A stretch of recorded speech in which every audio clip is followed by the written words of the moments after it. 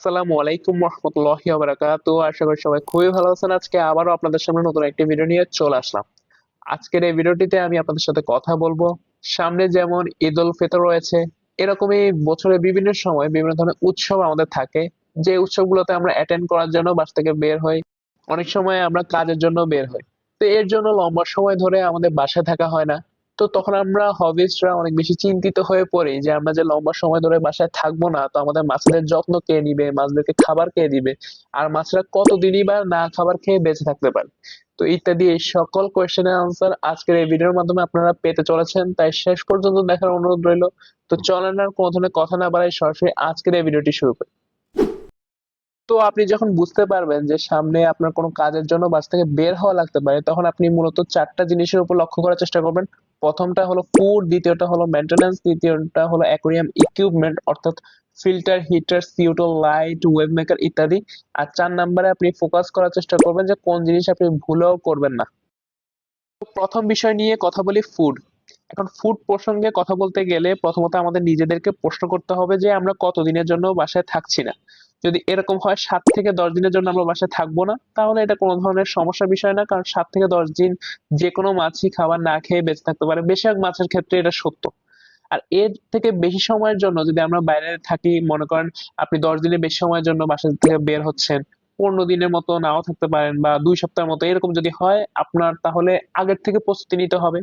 প্রস্তুতি নেওয়ার জন্য আপনি ২ সপ্তাহ আগে থেকে মাছদেরকে খাবারের পরিমাণ একটু বাড়িয়ে দিবেন। মনে করেন আগে দিতেন ১.৫ মিনিটে মাছ যেইটুকু খাবার খেতে পারে সেইটুকু খাবার দিনে ২ বেলা। তাহলে এখন দিবেন ২ মিনিটে মাছ যেইটুকু খাবার খেতে পারে সেইটুকু খাবার দিনে ২ বেলা বা তার থেকে একটু পরিমাণ বাড়াতে পারেন। এইভাবে ২ সপ্তাহ খাওয়ানোর পর শেষের ২ দিন আবার নরমাল ভাবে খাবার দিবেন। অর্থাৎ আগে যেভাবে খাবার দিতেন। তো এভাবে খাবার দিয়ে মাছদেরকে প্রস্তুত করে নিবেন যে লম্বা সময় যে মাছরা খাবার পাবে না, তাদের যাতে আর কোনো ধরনের সমস্যা না হয়। কারণ একটু পরিমাণ যখন বাড়াবেন খাবারের, তখন মাছদের শরীরে ফ্যাটের পরিমাণ বাড়বে। যেটা কিনা মাছদেরকে যখন মাছরা খাবার পাবে না, সেই সময়েও এনার্জি জোগাড় করতে সাহায্য করবে। তো এভাবে মাছদেরকে প্রস্তুত করে নিয়ে আপনি নিশ্চিন্তভাবে বাসা থেকে বের হয়ে চলে যেতে পারেন। তারপর আবার আপনার যখন কাজ শেষ হয়ে যাবে, আপনি বাসায় ফেরত আসবেন, তখন আপনি সঙ্গে, সঙ্গে বেশি পরিমাণ খাবার দিবেন না। আপনি চেষ্টা করবেন আস্তে, আস্তে শুরু করার জন্য। মনে করেন আজকে আসলেন, আপনি বিকালে চাইলে মাছদেরকে ৩০ সেকেন্ডে মাছরা যেটুকু খাবার খেতে পারে সেটুকু খাবার দিলেন। পরের দিন সকালে দিলেন ১ মিনিটে মাছ যেটুকু খাবার খায়, বিকালে দিলেন ১.৫ মিনিটে মাছ যেটুকু খাবার খায়। তো এভাবে করে আস্তে, আস্তে আবার সেই আগের রুটিনে ফেরত চলে আসবেন। কিন্তু বিষয়টা যদি এরকম হয় যে আপনি আরো বেশি সময়ের জন্য বাইরে যাচ্ছেন, মনে করেন ২০ দিন, ২৫ দিন বা ১ মাসের জন্য, তাহলে এটা একটু প্রবলেমেটিক বিষয়। আমি বলব এরকম যদি হয় আপনি একটা মেশিন কিনে ফেলতে পারেন যেটার নাম হলো অটো ফিশ ফিডার। এটা যদি আপনি কিনে ফেলেন তাহলে আর আপনার খাবার জনিত কোনো ধরনের সমস্যা হবে না। আপনি নির্দিষ্ট সময় সিলেক্ট করে দিবেন যে আপনার মাছকে কখন, কখন খাবার দিতে চান। আমি বলব আপনার উচিত হবে দিনে ১ বেলা ৩০ সেকেন্ডের মাছ যেইটুকু খাবার খায় সেইটুকু পরিমাণ খাবার সিলেক্ট করে দিবেন এবং একটা নির্দিষ্ট টাইম দিবেন যে মনে করেন সকাল ৯ টা বা সকাল ১০ টায় আপনি যখন থাকবেন না, প্রতিদিন একই সময়ে সেইটুকু খাবার আপনার মাছকে দিবে। তো এরকম দিবেন। আর আমরা এখানে একটু কম পরিমাণ খাবার দিচ্ছি কারণ আমরা যেহেতু লম্বা সময় থাকছি না, তো কোনো ধরনের মেইনটেন্যান্স ও হবে না। তো এর জন্য একটু কম পরিমাণে খাবার দিচ্ছি। তো এভাবে যদি আপনি করেন তাহলে আর আপনার খাবার জনিত কোনো ধরনের সমস্যা থাকবে না এবং আপনি নিশ্চিন্তে বাইরে যেতে পারবেন। তো এবার দ্বিতীয় বিষয়টা নিয়ে কথা বলা যাক, মেইনটেন্যান্স। মেইনটেন্যান্স নিয়ে যখনই আমরা কাজ করতে যাব তখন আমাদের আগে মাথায় আনতে হবে যে আমরা আসলে কত দিনের জন্য বাসা থেকে বের হচ্ছি। যদি এরকম হয় যে ১০ দিনের কম সময় আমরা বাসার বাইরে থাকবো, তাহলে মেইনটেন্যান্স নিয়ে অত একটা চিন্তার বিষয় না। আমরা এখানে কোনো ধরনের ফিল্টার ক্লিন করব না। জাস্ট অ্যাকুয়ারিয়ামের বটমটা ক্লিন করব যাওয়ার ২ দিন আগে। মনে করেন আপনি যাবেন পরশুদিন, তাহলে আপনি আজকে ক্লিন করে ফেলতে পারেন। আপনি একটা পাইপ নিবেন, পাইপ নিয়ে জাস্ট নিচে যে সকল ময়লাগুলো রয়েছে এগুলা ক্লিন করে ফেলবেন। নিচে যে বটমে ময়লাগুলো থাকে এগুলো ক্লিন করে ফেলবেন। ২০ থেকে ৩০% পানি চেঞ্জ করে দিবেন। আর নতুন পানি এড করবেন। আর এখানে কোন ধরনের গ্লাস ক্লিনিং করবেন না বা উডের গায়ে বা স্টোনের গায়ে যে সকল অ্যালগে রয়েছে এগুলো ক্লিন করবে না। কারণ এগুলো ন্যাচারাল ফুড হিসেবে মাছদের কাজে আসবে। তো এগুলো আমরা ক্লিন করব না। জাস্ট আমরা একটু পানি চেঞ্জ করে দিব।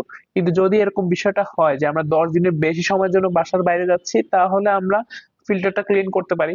যাওয়ার ১ থেকে ২ সপ্তাহ আগে আমরা ফিল্টারটা ক্লিন করে ফেলবো। ফিল্টার ক্লিন করবো অ্যাকুয়ারিয়ামে পানি দিয়ে। আমরা ফিল্টার ক্লিন হয়ে যাওয়ার পর আমরা যাওয়ার ২ দিন আগে আমরা পানি চেঞ্জ করব। একই নিয়মে একটু আগে যেরকমটা বলছিলাম যে ২০ থেকে ৩০% পানি চেঞ্জ করব। নিচে বটমটা জাস্ট ক্লিন করব। কোন ধরনের গ্লাস ক্লিন করার দরকার নাই। তো এবার আমরা কথা বলার চেষ্টা করবো অ্যাকুয়ারিয়ামের ইকুইপমেন্টস নিয়ে। এখানে অ্যাকুয়ারিয়ামের ইকুইপমেন্টস বলতে বোঝাচ্ছি ফিল্টার, হিটার, লাইট, CO2, ইয়ার পাম্পকে। আমাদের অ্যাকুয়ারিয়াম হবিতে আরো অনেক ধরনের ইকুইপমেন্টস রয়েছে, কিন্তু সেই সবগুলো কোনো না কোনো ভাবে এগুলোর সাথে কানেক্টেড, তাই আলাদাভাবে আলোচনা করলাম না। মূলত এই 5টা নিয়ে আলোচনা করার চেষ্টা করবো। যেহেতু লম্বা সময় ধরে আমরা আমাদের বাসায় থাকবো না, তাই কোনটাকে অন রাখতে হবে কোনটাকে অফ রাখতে হবে এই বিষয়গুলো জেনে রাখা উচিত।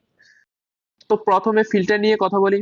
ফিল্টার যে 24 ঘন্টা চলবে এটা নতুন করে বলার কিছুই নেই, কিন্তু আমরা চাইলে আমাদের আগের ফিল্টারের সাথে নতুন একটা ফিল্টার অ্যাড করতে পারি, যেটা আমাদের জানার বিষয়।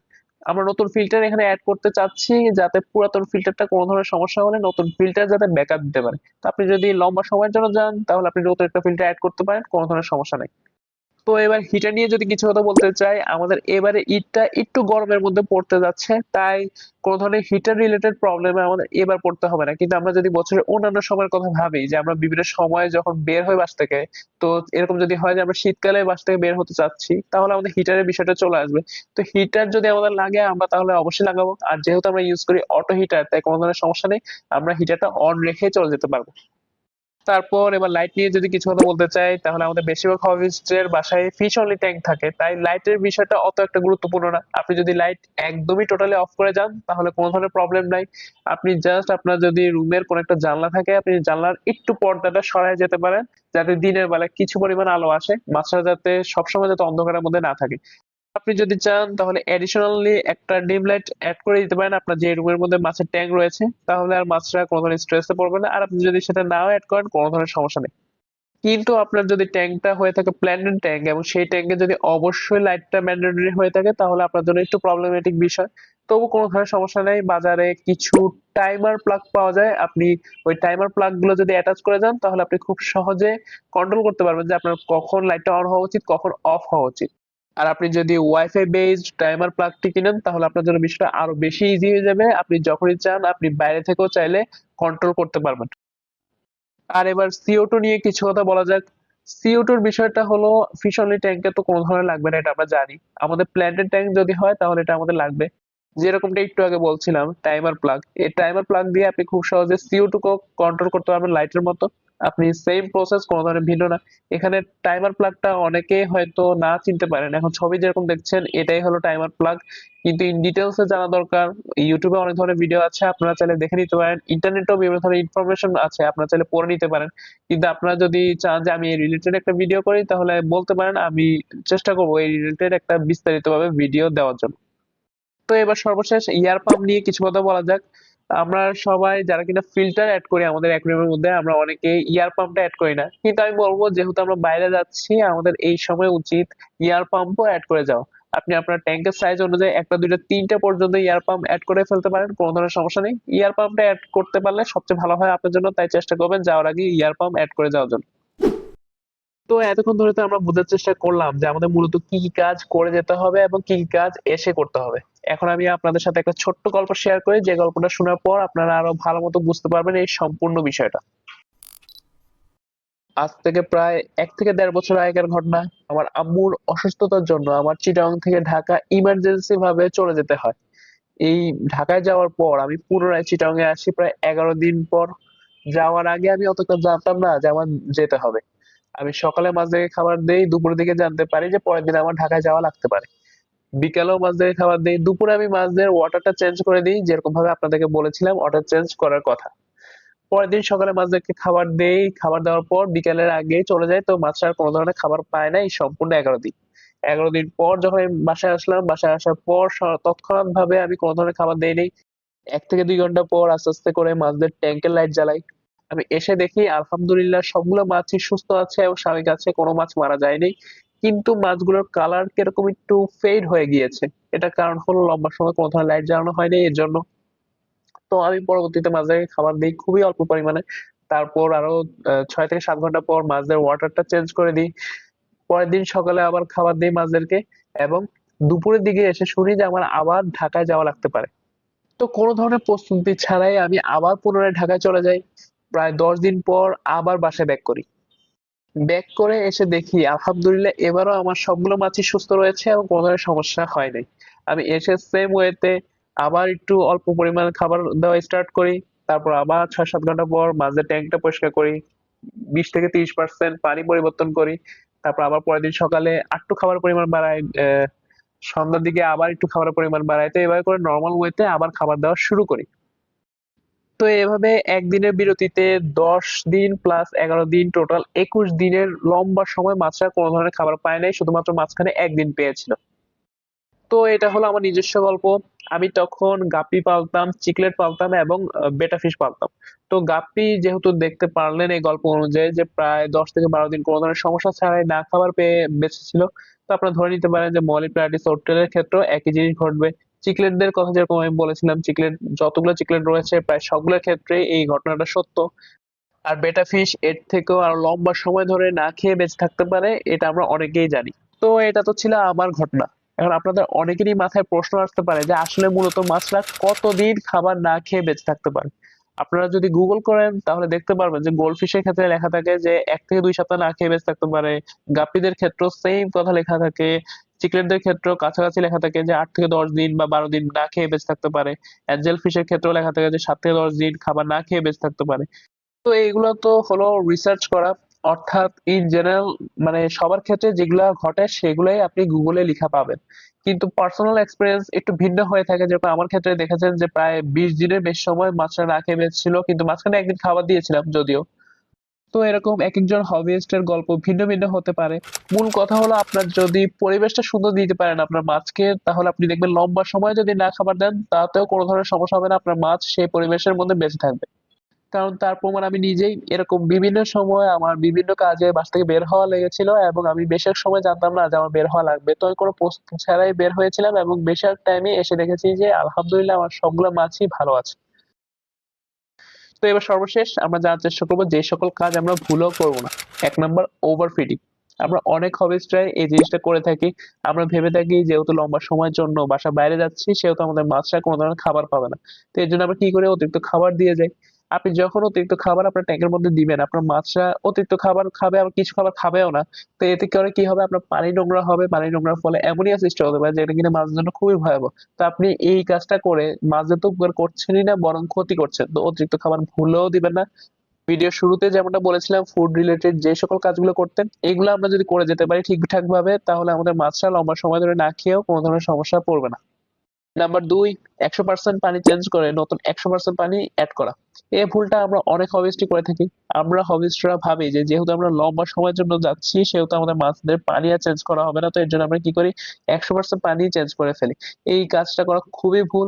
এটা যদি করি মাছদের পরিবেশ যেমন নষ্ট হবে এবং মাছরা তাতে থাকতে পারবে না। কারণ আমরা বেনিফিশিয়াল ব্যাকটেরিয়া সবগুলাই মেরে ফেলছি। আমরা যখন নতুন পানি এড করব তো তাতে তো আর কোনো বেনিফিশিয়াল ব্যাকটেরিয়া থাকবে না। আর তার মধ্যে আমরা বেশিরভাগ সময় কি করি, সরাসরি কলের থেকে পানি এড করি। তো তাতে রয়েছে ক্লোরিন। তো এটা মাছদের জন্য খুবই ক্ষতিকর। তো ১০০% পানি আমরা ভুলেও চেঞ্জ করব না। যেভাবে মেইনটেন্যান্স করা দরকার সেটা আমরা অলরেডি ভিডিওতে জেনে ফেলেছি। আমরা এভাবেই করার চেষ্টা করব। নাম্বার ৩ এ আমরা যে ভুলটা করে থাকি সেটা হলো ফিল্টার ক্লিনিং এবং ওয়াটার চেঞ্জ একই দিনে করে ফেলি। আমরা হবিস্টার ভেবে থাকি যেহেতু লম্বা সময়ের জন্য বাড়ির বাইরে যাচ্ছি সেহেতু অত একটা মেইনটেন্যান্স আর সুযোগ থাকবে না। তো এজন্য আমরা কি করি, ফিল্টারটাও পরিষ্কার করে ফেলি এবং পানিও পরিবর্তন করে ফেলি। তো এই জিনিসটা করা একদমই চলবে না। কারণ এটা যদি করি তাহলে ব্যাকটেরিয়া সব আমরা মেরে ফেলছি, যেগুলো কিনা মাছেদের জন্য খুবই বেনিফিশিয়াল। তো এই বিষয়টা আমরা সবাই মাথায় রাখার চেষ্টা করব। শুধুমাত্র ছুটিতে যাওয়ার আগে না, আমরা সবসময় যেদিন অ্যাকুয়ারিয়াম পরিষ্কার করব সেদিন ভুলেও ফিল্টার ক্লিনিং করব না। নাম্বার ৪, হলিডে ফুড ব্যবহার করা। হলিডে ফুড মূলত হলো ক্যালসিয়ামের সাথে আরো বিভিন্ন ধরনের জিনিস থাকে। একটা প্রসেসড ফুড বলা যেতে পারে। এই ফুডটা আমরা অনেকেই ব্যবহার করি যখন কিনা আমরা ছুটিতে যাই। কিন্তু এই জিনিসটা যদি আমরা একটু বোঝার চেষ্টা করি, এটা যতটুকু না আমাদের মাছেদের জন্য উপকারী তার থেকে বেশি অপকারী হলো আমাদের অ্যাকুয়ারিয়ামের পানির জন্য। কারণ অ্যাকুয়ারিয়ামের পানির যেমন কেমিস্ট্রিটা সে সম্পূর্ণরূপে নষ্ট করে ফেলছে, হার্ডনেস বাড়িয়ে দিচ্ছে, পিএইচটা নষ্ট করছে। তো এই সব বিষয়গুলো যখন উল্টাপাল্টা করে দিচ্ছে তখন মাছেদের জন্য সেই পরিবেশে থাকা একটু কষ্টকর। তো আমাদের মূল কথা হলো আমরা হলিডে ফুড ব্যবহার করব না। ফুড রিলেটেড কি, কি কাজ করা যেতে পারে আমি অলরেডি এই ভিডিওতে আলোচনা করেছি। আমরা আশা করি বুঝতে পেরে গিয়েছি যে আমাদের মূলত কি, কি করতে হবে। এগুলো নিয়ে যদি আমরা কাজ করি তাহলে আমাদের ফুড রিলেটেড আর কোনো ধরনের টেনশন থাকবে না। তো আজকের এই ভিডিওটি এ পর্যন্ত ছিল।